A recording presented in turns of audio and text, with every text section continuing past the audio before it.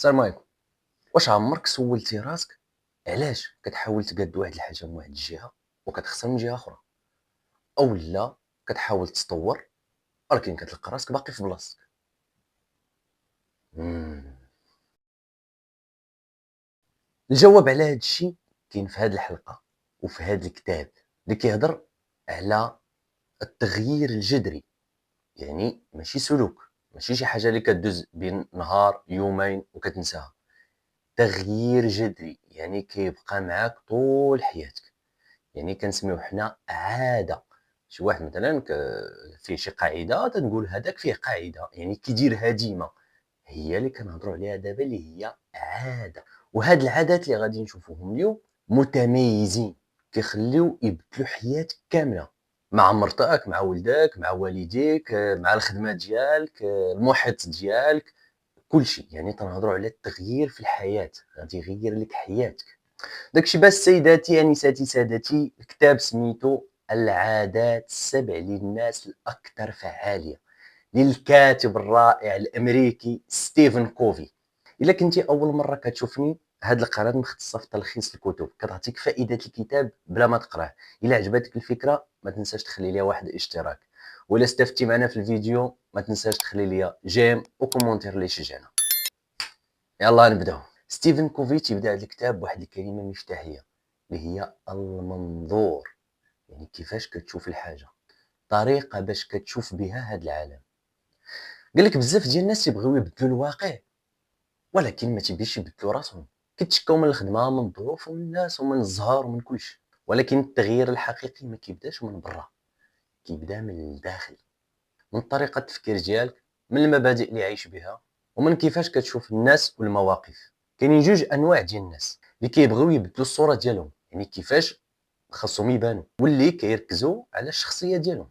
وهنا ستيفن كوفي تيقول لك ان النجاح اللي كيدوم ما كيتبناش على المظاهر، كيتبنى على المبادئ. داكشي باش بدانا المقدمه قال لك من الداخل الى الخارج. يعني خاصك تغير راسك، تغير الداخل ديالك، عاد كتغير الظروف ولا المحيط اللي عايش فيه. حيت ما يمكنش تسنى انت الظروف هي اللي تقاد ولا الناس هما اللي غيتبدلوا باش انت توصل ولا تبدل. هادي راه ما يمكنش، راه ما غاديش تلقاها في شي بلاصه. يعني غير الداخل ديالك، عاد غادي تبان لك الحياه بشكل اخر. ستيفن هنايا تعاودنا واحد القصه اللي اثرت فيه بزاف وشاركها معنا.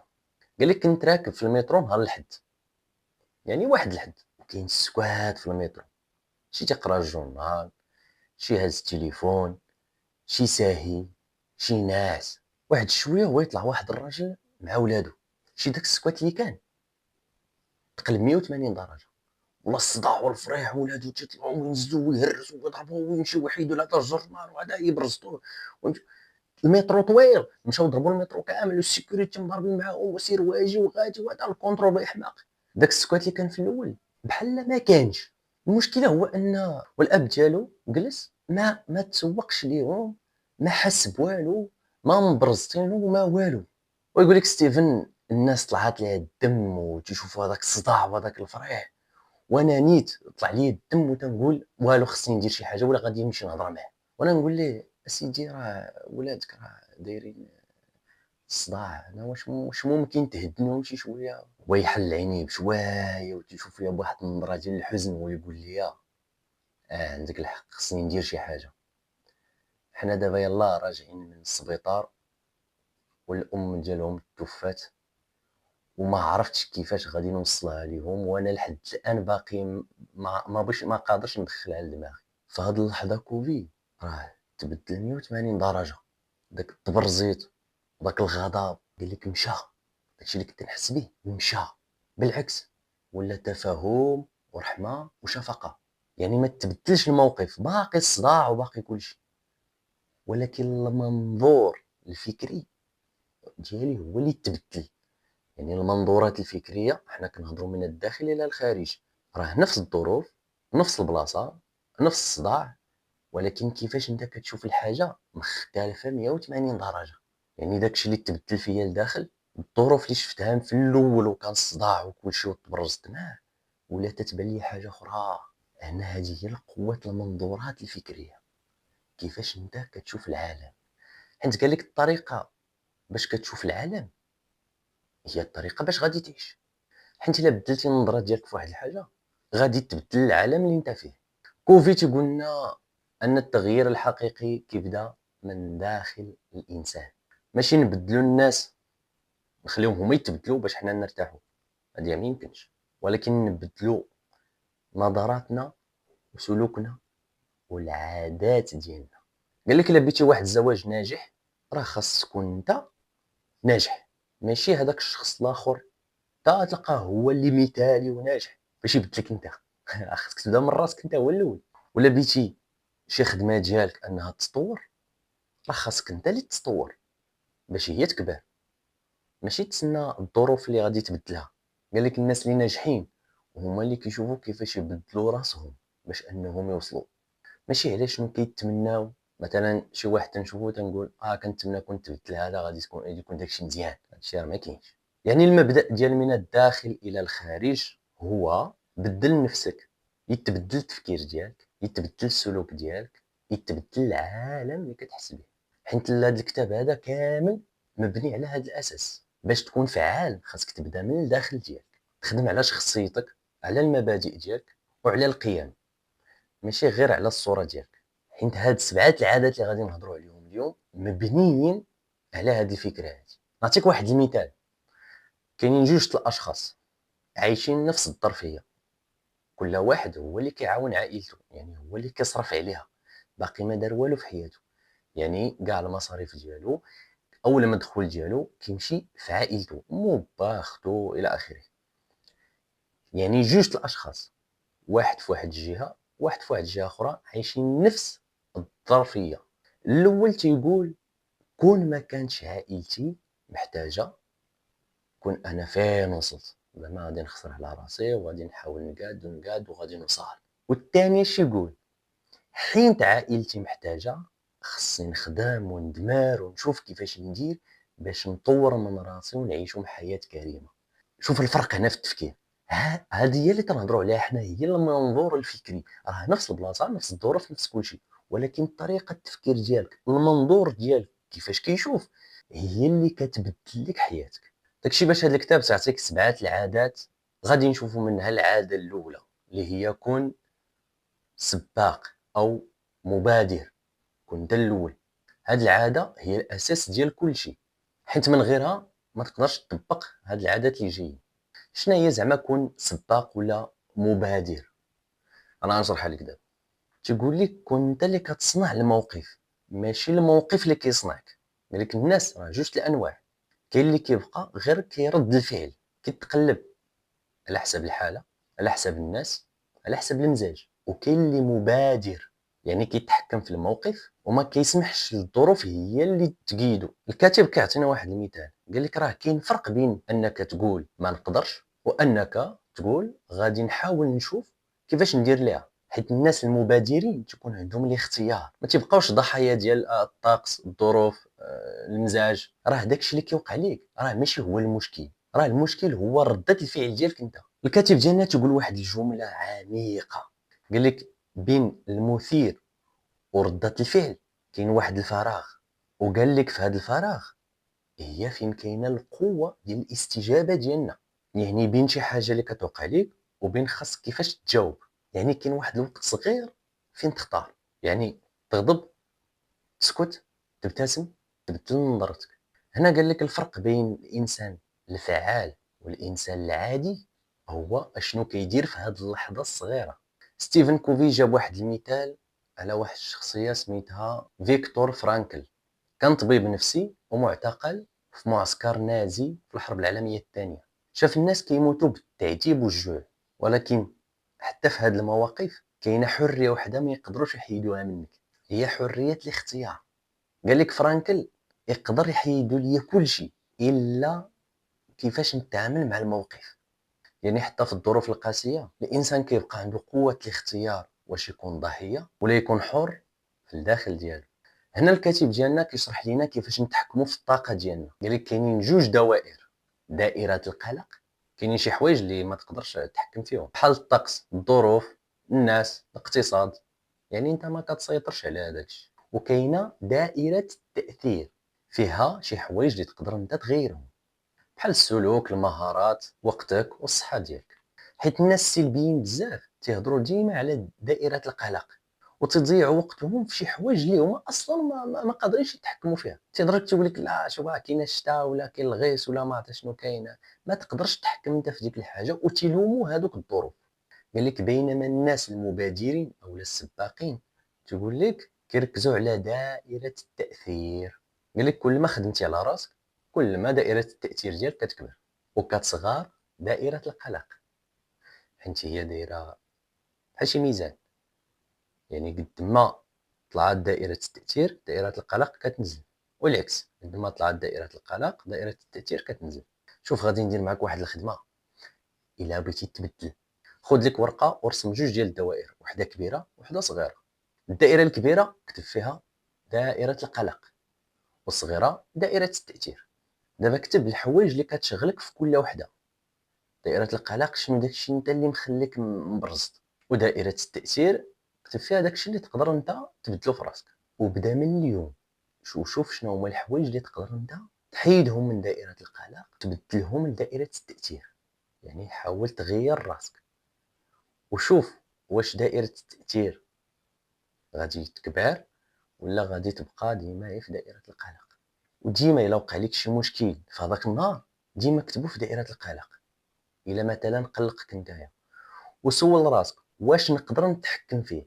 الا قدرتي تتحكم فيه راه غادي تلوحو في دائرة التأثير. ما قدرتيش تتحكم فيه خليه في دائرة القلق. المهم شنو؟ المهم هو ان دائرة التأثير تكون اكبر، حيت دائرة القلق راه فيها الظروف والطقس والاقتصاد. كاينين شي حوايج اللي ما تقدرش انت تلومهم، يعني ما تقدرش تتحكم فيهم. يعني الا لقيتي راسك اللي ما تقدرش تغيرها بلا ما تصدع راسك وما تبقاش تفكر فيها، حيت ما غاديش تبدلها، غادي تبقى هي تفكر انت دخلتي في دائره القلق وبتبقى تفكر بزاف، وانت راه ما غتبدلهاش ما غتبدلهاش. يعني ما قدرش تبدلها نساها. ولكن الا قدرتي انك تبدلها ولو غير شويه، يا حاول معاها تقدر تبدل لك شي حوايج زوينه في حياتك. يعني تيقول لك كون مبادر، يعني كون السبب ماشي تكون النتيجه. قال لك بين الموقف وردة الفعل خاص تكون عندك حرية الاختيار. قال لك ركز على دائرة التأثير ديالك ماشي دائرة القلق. قال لك التغيير الكبير كيبدا بخطوة صغيرة اللي غديرها دابا. قال لك الحياة ماشي غير داكشي اللي كيدوز علينا، ولكن ردة الفعل على داكشي اللي كيدوز علينا. ستيفن كوفي تيقول لك كاينين جوج انواع ديال الناس في هذه الدنيا. كاينين الناس كتعيش بردة الفعل، وكاين الناس كتخلق التفاعل. هنا الكاتب تيعاود لينا قال لك شاف واحد السيد خدام في واحد الشركه، كل نهار كيشكي من المدير ديالو، كل نهار وكل صباح نفس الهضره ونفس كلشي. قال لك المدير ما كيسمعناش وما كيعطيناش قيمه. ويقول ليه كوفي واش قدرتي تبدل طريقه الكلام ديالك معاه ولا ديما كتسناو هو اللي يتبدل؟ السيد بقى ساكت وتيشوف فيه. من بعد بدل الطريقه ديالو كيفاش انه يهضر، وكانت ايجابيه. ولا تيهضر معاه ولا تيحاول يهضر معاه بطريقه ايجابيه بلا ما يحاول ديما يلوم الحاجه. بالفعل العلاقات راه تبدلات وحتى الخدمه تحسنات. الا بغيتي العالم يتبدل خاصك تبدل الطريقه باش كتعامل بها انت. راه ما تسناش الاخرين هما اللي يتبدلوا باش تكون انت مزيان ولا مرتاح، راه انت اللي خاصك تبدل. قال لك الناس اللي ماشي مبادرين ولا سباقين كيف ما هضرنا، قال لك راه بحال حتى شي كره في البحر. اي موجات كتديها في الطريق ديال الموجه، سواء كانت جايه او لا راجعه. قال لك اما المبادر السباق راه هو اللي تيشد الاتجاه، هو اللي تيقيد راسو. قال لك ماشي الظروف اللي كتصنع الانسان، راه الانسان هو اللي كيعطي المعنى للظروف. داكشي باش الكاتب تيقول لنا ما بين التحفيز وردة الفعل كاينه مساحه، وفي هذه المساحه كاين الاختيار ديالك والحريه ديالك. اذا ما تبقاش تسنى العالم يتبدل، حيت ما غاديش يتبدل. بدل انت الطريقه اللي كتفكر فيها، بدل انت الطريقه اللي كتفكر بها، وغادي تشوف كلشي تبدل. الكاتب عطانا واحد المثال خطير رد معايا البال، فيه معنى خطير. كنتي في واحد الجنازه كتسمع صوت القران، صوت الناس كتهضر على الميت.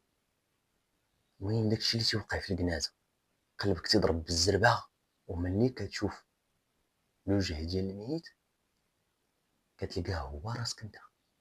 علاش ستيفن كوفي قال هاد الهضره هادي؟ باش يخليك توقف تحبس وتفكر مع راسك وتقول واش انا عايش فعلا كيف ما بغيت ولا غير تابع الروتين بلا اتجاه. داكشي علاش العاده الثانيه سماها بدا والنهايه كاينه في بالك، ماشي انت تقول راه عندي واحد الهدف وانت ما عرفتيش شنو هو وغير غادي بتحقق شي حاجه اللي انت اصلا ما دايرهاش في بالك. راه الهدف هو انك توصل ليه، خاصك تعرف اشنو باغي تكون ولا اشنو باغي تبدل ولا لاش بغيتي توصل اصلا. خاص النهايه تكون في بالك عاد تمشي ليها. كاينين ناس خدامين ليل ونهار وكيتقاتلوا وكلشي، ومنين كتجي كتسولو كتقول ليه انت كتشوفك تضرب تما شنو هو الهدف ديالك، ما تعطيكش جواب مقنع، ما تعطيكش جواب واضح، هو غير غادي بحال شي واحد حط شي سلم في واحد البلاصه وطلع بالزربه باش يوصل لفوق، ومنين وصل لقى بلي داك السلم راه ما كاينش في البلاصه اصلا اللي غادي ليها هو. قال لك النجاح ماشي هو انك تجري بزاف، النجاح هو انك تجري في الطريق الصحيح. كاين واحد التمرين زوين تيديرو ستيفن كوفي، قال لي تخيل راسك انت كاين في المستقبل وكاين في واحد الحفل، درتي شي حفله ولا شي حاجه انك وصلتي لواحد الحاجه. التساؤلات هما اشنو بغيتي الناس يقولوا عليك، الاسره ديالك اش بغيتيها تقول عليك، صحابك الناس اللي خدامين معك، المجتمع كامل اشنو بغيتيه يقول عليك. وهنا غادي تبان لك القيم الحقيقيه ديالك، شنو هو اللي مهم فعلا عندك، واش الشهره، الفلوس، الاسره، الاخلاق ولا التاثير. الا عرفتي الجواب على هذا الشيء من هنا غادي تبدا الخطوه الاولى باش انك توصل، حيت هي اللي غادي تكون الاساس ديالك. حيت قال لك الناس اللي واصلين كان عندهم هدف واضح قبل ما يتحركوا، ماشي الظروف اللي كانت كتسوقهم ولكن الرؤيه اللي كانت في بالهم هي اللي عطيهم الاتجاه. يعني اخي اختي العزيزين، الا بغيتي تبدا اول مشروع، اول علاقه، اول حاجه بغيتي تبداها، خاصك تصور راسك فين غادي وفين باغي توصل. اذا الا بغيتي تبدا اي علاقه، اي خطوه، اي مشروع، سول راسك هو الاول فين باغي توصل، يعني شنو باغي توصل ليه، عاد بدا. يعني تخيل ديك النهايه اللي بغيتيها انت تخيلها في بالك، عاد بدا تخدم عليها باش انك في الاخر ملي توصل ليها بالمجهودات راه غاتوصل وتكون فخور بانك راه وصلتي لداكشي اللي بغيتي. وهنا غادي ندوزو للعاده الثالثه، هي ترتيب الاولويات.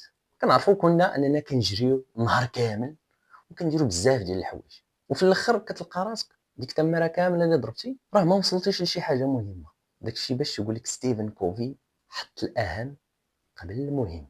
بمعنى اخر ماشي الكثرات ديال الخدمه انك كتخدم بزاف هي النجاح. يعني النجاح هو انك دير الحاجه الصحيحه قبل من الحاجه الثانويه او الحاجه الرئيسيه قبل من الحاجه الثانويه. هنا ستيفن قسم الحياه على 4 ديال النقط، سماها بالمصفوفة الوقت. النقطة الأولى قال لك مهم ومستعجل، يعني بحال الأزمات، المواعيد، الطوارئ، هذيك مهمة وانت خاصك تكون مستعجل أنك تحل المشكل. النقطة الثانية هي مهم ولكن ماشي مستعجل، بحال تطوير نفسك، العلاقات، المهارات، الصحة، التخطيط. النقطة الثالثة هي مستعجلة ولكن ماشي مهمة، بحال شي واحد تيصوني عليك خاصك تجاوبو ديك الساعة، بحال شي اجتماعات ما فيها حتى فايدة، هي تقول لك جي دابا خصنا نديرو هادي هادي، ملي كتمشي كتلقى داكشي ما فيه حتى معنى.